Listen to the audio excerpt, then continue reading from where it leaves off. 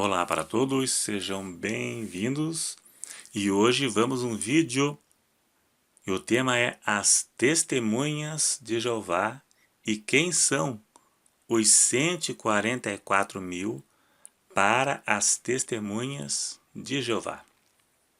Antes eu deixo claro que o vídeo não é contra pessoas, é apenas no campo teológico mostrando o meu posicionamento, que é o posicionamento de todos que não são testemunhas de Jeová. E se você gostar do vídeo, não se esqueça, clique em gostei para ajudar a divulgar o vídeo. A salvação para as testemunhas de Jeová estão divididas em duas classes. Primeira, veja na sua tela, a classe dos 144 mil que tem a esperança celestial, e a segunda classe são a classe das ovelhas, que tem a esperança terrestre.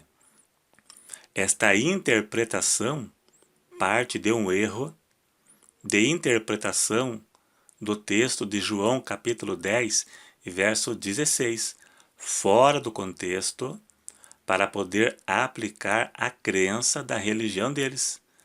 Está escrito assim, Jesus disse: ainda tenho outras ovelhas que não são deste aprisco. Também me convém agregar estas, e elas ouvirão a minha voz, e haverá um só rebanho e um só pastor. Mas vamos analisar aqui. Quando Jesus disse isso, ninguém sabia de nada acerca dos 144 mil, que foi revelado a João quase 100 anos depois disso. Então não tem absolutamente nada a ver. Veja na sua tela aí a imagem da compreensão deles acerca dos 144 mil. Veja aí, ó, o pastor é Jesus, o rebanho são as testemunhas de Jeová, porque para quem não sabe, a salvação está limitada às testemunhas de Jeová. Quem não for testemunha de Jeová não será salvo. Então Jesus é o pastor, o rebanho são as testemunhas de Jeová, no aprisco são os 144 mil que têm a esperança celestial, e fora do aprisco as outras ovelhas que têm a esperança terrestre de herdar a terra. Para eles, o aprisco de João 10, 16 é os 144 mil, também chamados de ungidos ou pequeno rebanho. Mas nada disso existe na Bíblia. Eles ensinam assim para se adequar à crença deles. Mas na Bíblia não existe absolutamente nada disso. Eles dizem que os 144 mil começaram a se reunir no ano 33 depois de Cristo, no dia de Pentecostes. No ano 100, com o fim da era apostólica, a igreja se apostatou e a contagem foi interrompida, sendo retomada em 1870 com o surgimento de Charles Russell, que foi o homem levantado por Deus para restaurar o cristianismo apóstata. Ele foi o fundador da seita Testemunhas de Jeová, que teve previsões e profecias que nunca se cumpriram. Jesus disse e deixou claro que haveria remanescentes. Ele disse que as portas do inferno nunca iriam se prevalecer contra a igreja. Ou seja, sempre haveria os remanescentes. Nunca se acabaria. Imaginou do ano 100 até 1870, sem nenhum salvo, até que apareceu Charles Russell? É algo bem estranho. Imaginou como era o cristianismo antes de Russell? É bem estranho. Pena que suas profecias não se cumprem. E já as outras ovelhas são as testemunhas de Jeová, que viverão para sempre no paraíso terrestre. E neste paraíso terrestre também inclui os salvos do Velho Testamento que morreram até 33 depois de Cristo. Ou seja, Todos os profetas e o povo do Antigo Testamento que morreram antes do dia de Pentecostes vão herdar a terra, não vão para o céu. Então, na eternidade, segundo eles, haverá um desencontro de pessoas. Os profetas do Velho Testamento viverão na terra, mas isso contradiz o que Jesus disse, que no céu vamos ceiar com Abraão, Isaque e Jacó, no céu. Veja na sua tela. Mas eu vos digo que muitos virão do Oriente e do Ocidente e assentar-se-ão à mesa com Abraão, Isaque e Jacó, no reino dos céus. Veja aí, pintado de amarelo. No reino dos céus. Mateus 8, verso 11. Então, eles irão morar no céu e não na terra.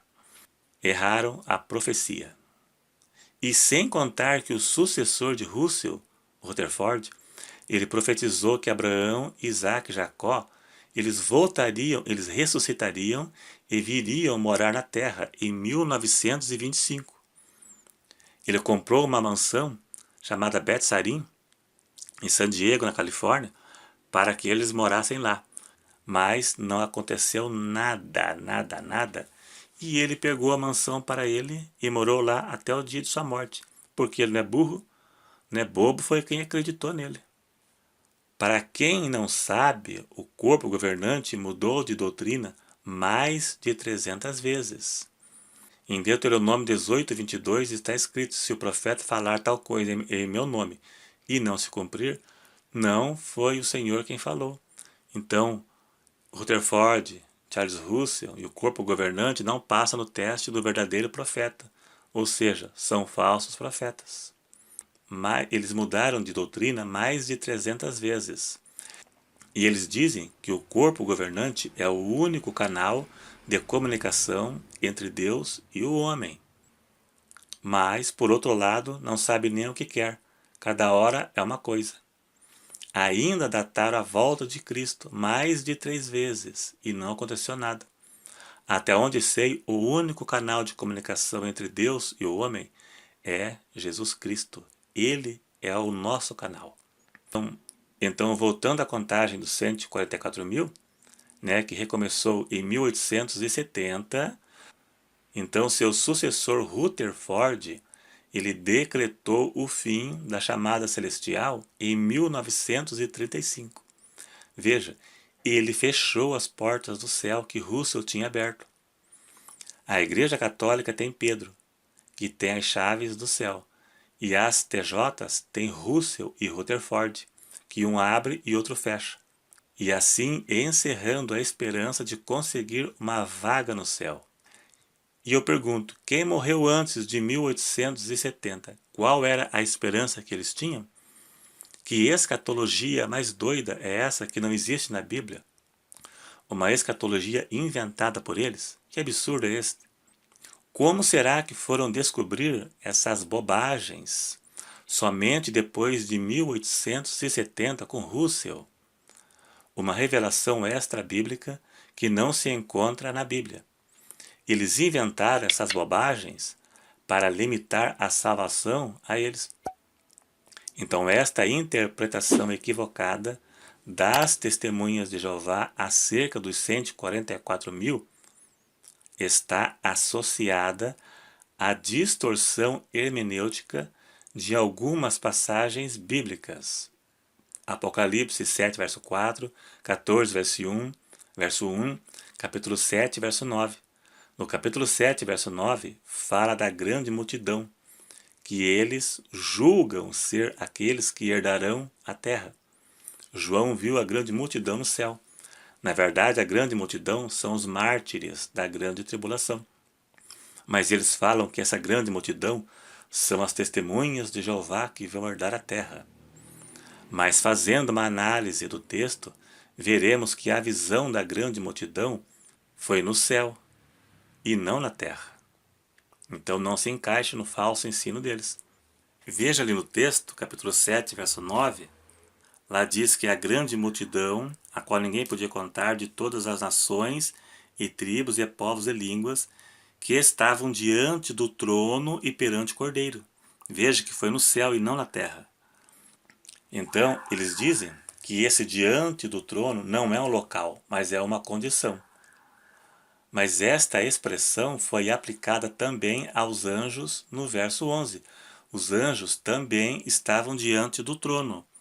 Veja aqui o verso 11, e todos os anjos estavam ao redor do trono e dos anciãos. Os anciãos também estavam em volta do trono, ao redor do trono, dos 4 animais que prostraram-se diante do trono sobre o seu rosto e adoraram a Deus. É onde estavam Deus. Não é uma condição, é um local. A mesma expressão diante do trono também é aplicada ao local onde estavam os 144 mil, no capítulo 14, verso 1 ao 3 de Apocalipse. Apocalipse 4, verso 1, mostra que a visão de João foi no céu e não na terra. Veja que diz, depois dessas coisas olhei e eis que estava uma porta aberta no céu, e a primeira voz, como de trombeta, ouvira falar comigo, e disse, sobe aqui, veja bem, sobe para ir para o céu, e mostrar-te-ei as coisas que depois destas devem acontecer. Então todos estavam no céu. A visão da grande multidão foi no céu. Todos estavam no céu. Os anciãos, os anjos, João, a grande multidão estava no céu. Então essa grande multidão não são as testemunhas de Jeová herdando a terra, a morada terrestre aqui que eles pensam, não tem nada a ver. Estes são aqueles que morreram durante a grande tribulação e depois foram mártires que estavam no céu. Não tem nada a ver com testemunho de Jeová. Nada, nada, nada. É uma besteira, uma burrice inventada pela organização. Então, quem são os 144 mil? Eu vou resumir aqui. Alguns acham que são literais e outros acham que são simbólicos. Mas seja literal ou simbólico, nada tem a ver com as testemunhas de Jeová. Possivelmente são convertidos da grande tribulação que morreram pela palavra. Por isso estavam diante do trono e do Cordeiro. Apocalipse 14, verso 4, diz que não se contaminaram com mulheres. Uma expressão de sentido espiritual que quer dizer que permaneceram puros e não se contaminaram com o mundo. No capítulo 7 diz que são judeus das tribos dos filhos de Israel. Então são judeus. Alguns entendem que serão capacitados para pregar durante os dias da grande tribulação.